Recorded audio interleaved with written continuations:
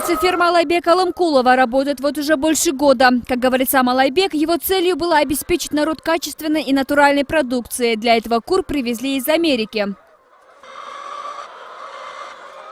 Себестоимость одного яйца составляет примерно 4 сома, а кур мы покупаем по 350 сомов. Со всеми расходами на корм и содержание стоимость птицы увеличивается до 50 сомов. В то же время есть такое понятие, как человеческий фактор. Его тоже надо учитывать. Чистая прибыль очень маленькая.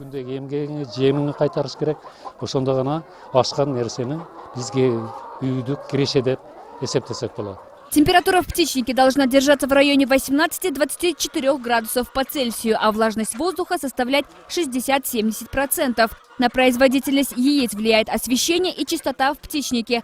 Стоит учесть, что в среднем только на комбикорм для птиц расходуется около 50 тысяч сомов. Если уход за курами проводится должным образом, то они могут снести до 300 яиц в год, в то время как домашние сносят до 60 в год.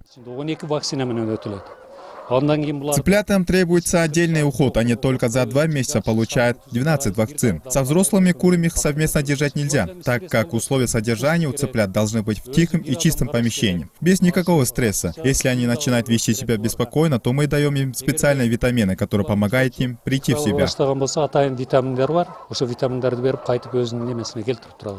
В настоящее время птицеферма Алайбека обеспечивает жителей села Гульча птицемясом и яйцами. Однако из-за иностранных ферм-гигантов местные предприятия не могут принимать участие в больших конкурсах на поставку продукции. Алайбек также добавил, что по причине банкротства уже 2 птицефермы села Гульча были вынуждены прекратить свою деятельность. Удобрения из птичьего помета могут повысить урожай в несколько раз. На своем личном опыте я могу это сказать. Потому что даже в своем собственном огороде я активно удобряю почву.